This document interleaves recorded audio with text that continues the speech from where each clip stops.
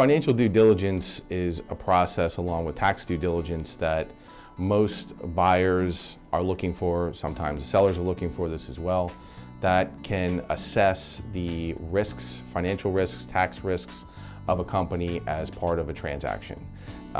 That's the long and the short of what financial due diligence is, and that's what we primarily prepare here at Herbein & Company, financial and tax due diligence.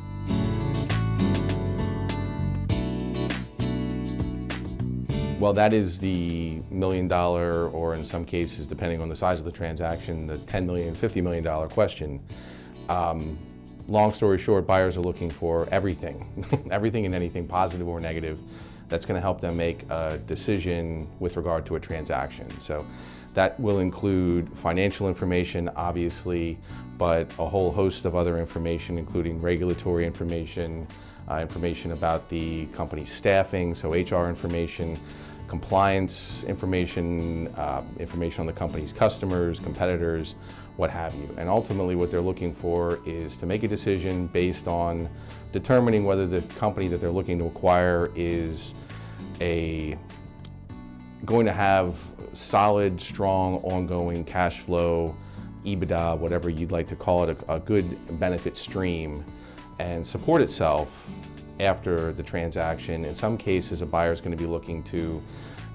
purchase a company within its industry, so they're going to be looking to obtain some type of operational synergies or eliminate a competitor. So to go along with that and to determine whether the company is a good acquisition target, there's going to be a whole host of information that's going to be needed to make that decision.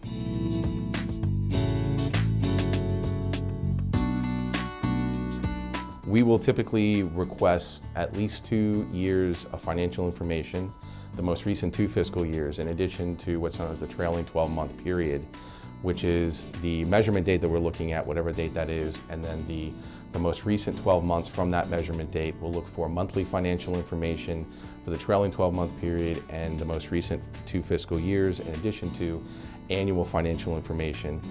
in addition to any type of federal tax returns, state tax returns, local tax information that might be available. These are all going to be pieces of information that we're going to use as part of our financial due diligence analysis, in addition to information about the company's top customers, their competitors, their vendors, information about the accounts receivable stream. So we'll be performing an accounts receivable aging analysis, accounts payable analysis, and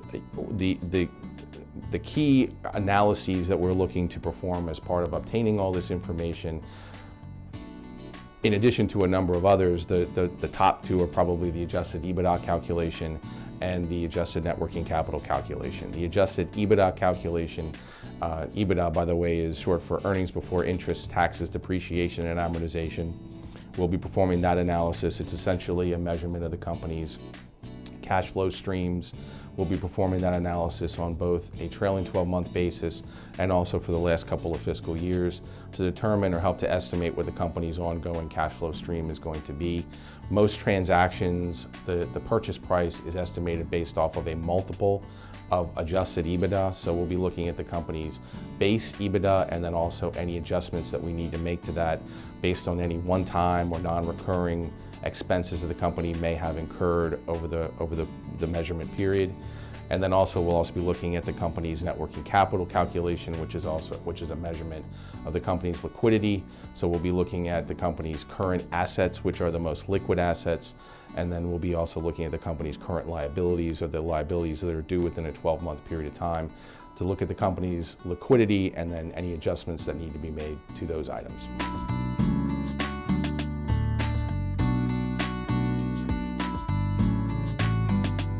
In addition to having all of the financial information that was discussed previously at the ready, I would say that the best way to prepare, if you're a buyer or a seller that's looking to have due diligence performed, is to have the management team, the CFO, the president, general manager of the operation ready to answer any questions that the buyers might have through the due diligence process. This is something that many buyers and sellers are not prepared for, is the